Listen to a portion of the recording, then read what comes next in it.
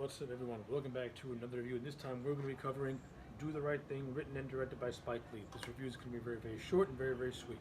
Overall, I thoroughly enjoyed Do the Right Thing. This is the third Spike Lee movie that I've seen overall, and even though I think Spike Lee can be a complete piece of shit in person, as an artist, the man's very, very talented.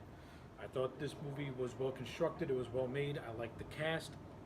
It's got a really good story. It's got some good comedic bits to it. It's got some very good drama to it. The overall cast in this movie is fantastic. Danny Ilario plays this guy called Sal who runs a local pizzeria in in Brooklyn in a predominantly black neighborhood, and I really enjoyed his character. I like the relationship he has with his two sons and with the character of Mookie, played by Spike Lee. Spike Lee, in my opinion, is the weakest link of the entire cast. He plays the lead character called Mookie, and I don't buy Spike as a leading man.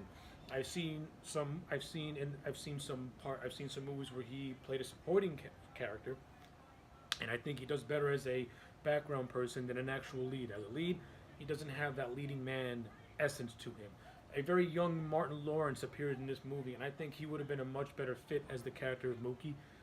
Martin Lawrence is just a better actor overall, and I think he could have did more with the Mookie character, and Spike Lee could have took on the Martin Lawrence character as a background player. But that's just me personally. I understand this movie is semi autobiographical about Spike Lee's life, but it doesn't hurt to have somebody with acting chops to play a role in your movie. That's just me personally. I think Spike Lee is the weakest link of this cast. I just don't buy him as an actor. There are certain scenes where he does okay, and then there are certain scenes where he just doesn't have any emotional range to him at all. He's a very lopsided actor. Again, he's playing the lead, so he's just not clicking with me. That is, like I said, there are certain moments that I thought he does great in the scenes he has with Sal and his sons. I think Spike Lee. That's where to me Spike Lee comes off as being natural.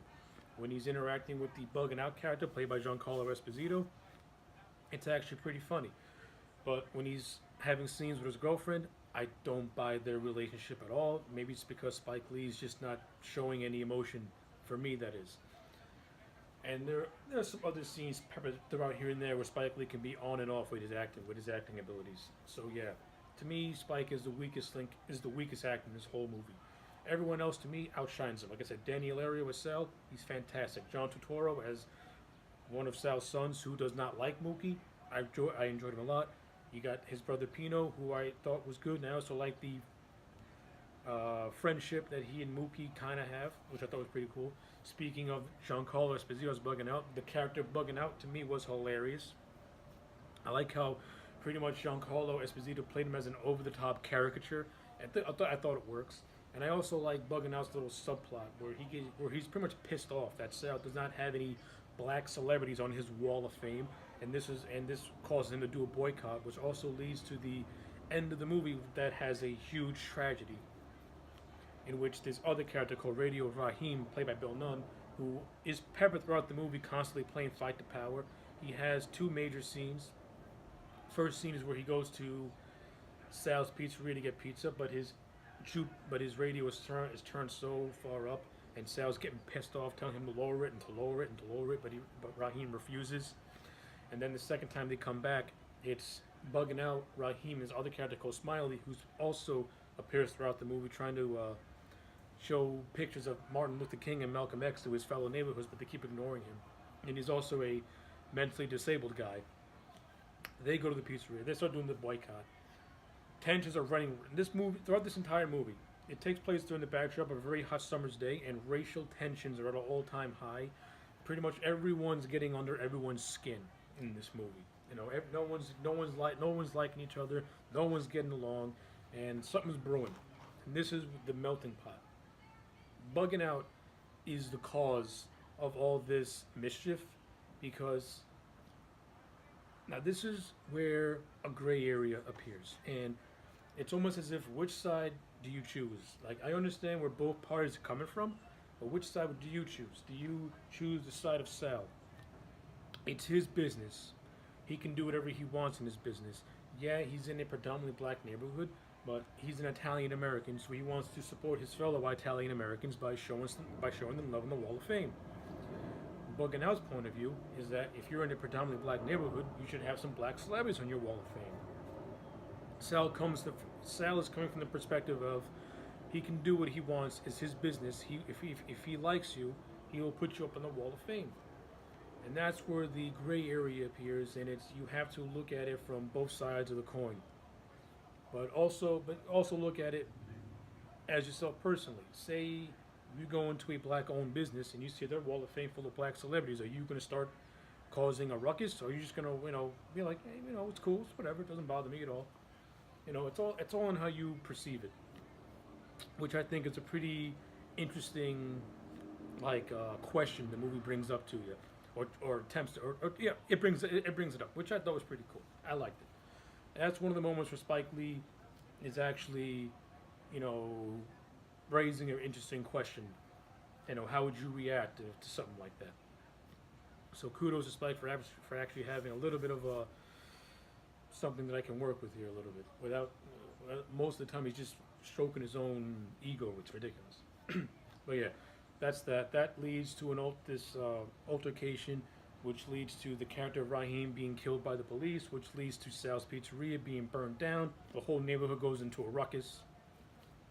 Chaos, mayhem ensues, and this is where, and it's actually the darkest part of the entire movie, is when the character of Raheem gets killed and Sal's Pizzeria gets burned to the ground. And like I said, I thought Lee did a good job of balancing the comedy in the first half of this movie and the drama in the latter half of this movie. And all throughout the movie, you get a good mix of it here and there. I thought he did it in a decent way.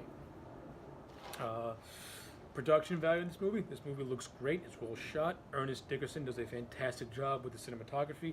I like the score and the music. I like the overall soundtrack as well. I'm not a huge fan of hip hop and rap, but I did like some of the songs that were playing throughout the movie. I thought it was pretty well done. This movie has some supporting characters that I really enjoyed.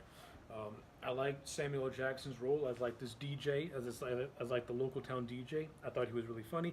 I love the character of the mayor, played by Ozzie Davis. I thought he was hysterical. And I also like these three guys who like sit outside of a store and they just start talking about random shit. One of the actors is Frankie Faison, and that automatically gets a plus because I love Frankie Faison. I think Frankie Faison's awesome, and those three guys have awesome chemistry with each other. And the shit that they say and their bantering is hysterical. I'm laughing every time they're on screen. They're hilarious together. All three of those guys together are hilarious. And of course, one of them has a grudge against the Koreans opening up a store in the neighborhood. It's great. It's really well handled, really well done. I like it a lot. So that's pretty much my basic thoughts about Do the Right Thing, without getting too much involved into it. Those are just my broad general sense. Overall, I really, really enjoyed this movie. I like it a lot, which is why I'm going to give it a solid 8 out of 10. That blemish is towards Spike Lee. I don't buy him as a leading actor. There are scenes where he's good, and then there are scenes where I'm just not into it whatsoever with him. Everything else in this movie, really well done, really well handled. So yes, those are my thoughts on Do the Right Thing, an 8 out of 10 at the end of the day. So if you like Do the Right Thing, let me know in the comment sections down below. If you like or hate Spike Lee, also let me know in the comment sections down below. Like this video and subscribe, and I'll check you back next time for more.